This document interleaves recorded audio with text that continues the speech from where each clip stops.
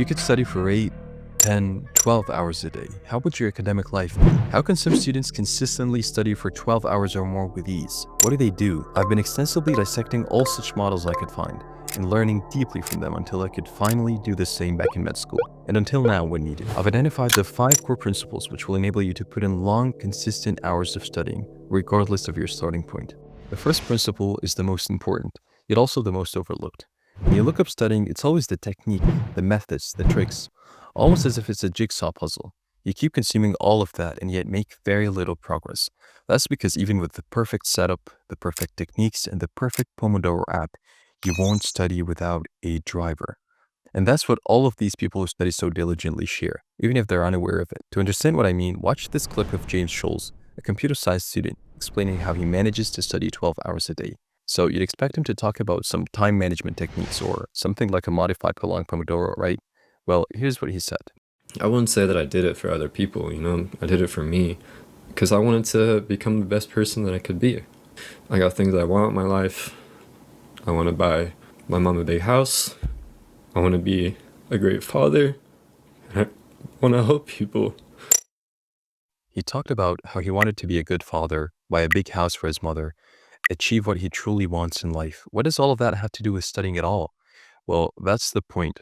Hard work of any type has to be part of a bigger, more meaningful picture. Oh, I really kind of want to study more. It kind of bothers me to waste time, you know? That is entirely different from someone who says, I want to be a great father while crying and buy my mom a big house. Any big endeavor or challenge needs to be a meaningful pursuit, and all the great men of all times can relate. Before asking, how do I study for so long, which we'll get to in detail in just a minute, ask yourself, why do you want to study for long? What do you hope to achieve? What are you willing to sacrifice?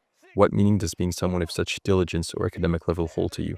I know this all seems like useless, cliche self-help advice, but trust me, it's not. He who has a why can be almost anyhow. You have to know your why. And this driving self-image and mindset is what you'll use for the second step of this process, which is raising your studying baseline. Everyone has a baseline, or the number of hours they usually study for on average per day. Some study for 20 minutes on average, some study for 2 hours, some for 5, etc. If you can raise your baseline, even if slowly, reaching your study goals eventually is only a matter of time. But how? Well, here's the key to raising that baseline so easily you'll think it's stupid. It's so magnificent in the way it works. It's almost automatic. You won't feel it. The key lies in one word: consistency.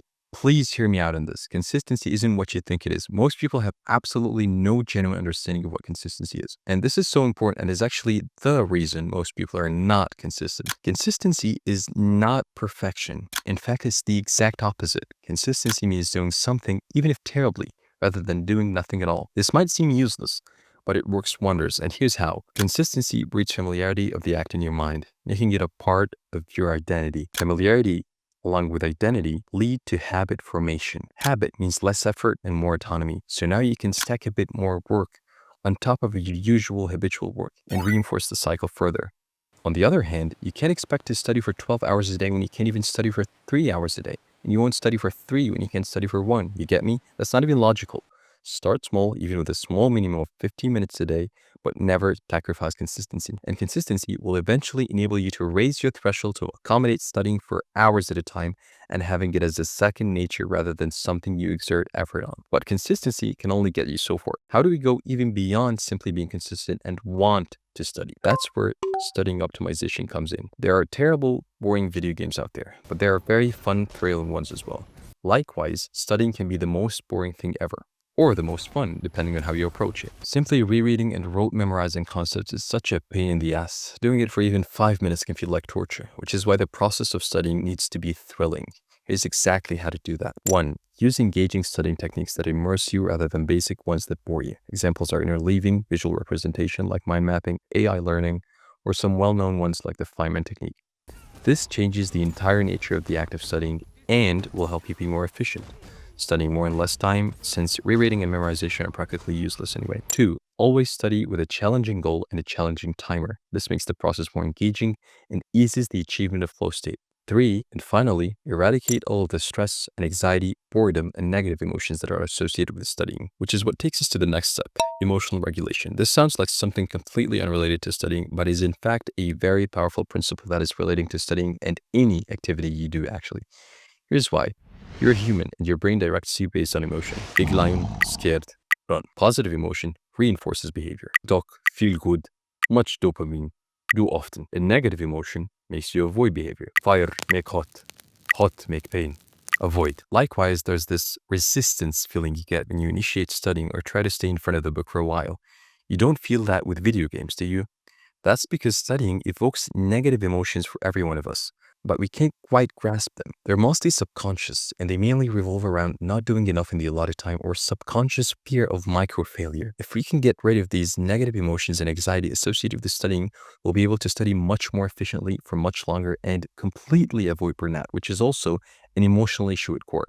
It's a really complicated process, so I'll make a separate video on it in the future. But for now, here's the most influential practical tips you can implement. First off, don't actually make studying a purely negative experience by waiting till a few days before the test, for example, or having to cram at night, or punishing yourself when you underperform on some evaluative test. That negative state is exactly what we want to avoid. Secondly, don't listen to your emotions. Whether you're initiating studying or trying to keep on studying for longer hours, don't listen to the inner feelings of resistance. You'll keep getting this gut sensation that you're not comfortable or want to do something else. This is a false signal. Do not listen. Keep reminding yourself that you're not facing any actual threat. It's just a built-in self-defense system that is malfunctioning. Consistency, which we talked about earlier, by the way, helps massively with that because your brain gets used to the pattern, rendering it harmless. 19! The fifth and final step is hands down the most powerful, a real game changer, and that would be dopamine modulation. Briefly, here's how that works. Every activity is, to some extent, dopaminergic or releases dopamine, which is the feel-good hormone. Studying is not very dopaminergic compared to the modern indulgent distractions like Instagram Reels. When you remove these highly dopaminergic activities from your lifestyle, the less dopaminergic ones like studying feel much more enjoyable and more rewarding. Here's exactly how to do that. 1. Do not do stimulating activities in your breaks. That makes going back to studying feel like torture because it's less dopaminergic than whatever it is you enjoy doing in the break. Instead, do a naturally restful activity that organically recharges your brain and mind. Here are some examples. 2. Start the day with studying rather than social media or picking up your phone for the same exact reason. Leaving your phone charging in another room is a good tip. 3. Gradually remove this type of activity from your life. Reels and shorts are the modern plague. Replace them with forms of entertainment that are 1. Long form, 2. Pre-selected, like continuing a TV show you have previously picked up rather than getting used to scrolling and refreshing for new stimulation all the time because that's literally a brain-rotting habit. And 3. Fun enough for you to actually replace doom scrolling with rather than feeling like a chore itself. Here's a comprehensive summary of everything in this video. Thanks for watching. I'll see you guys in my next video. Arrivederci.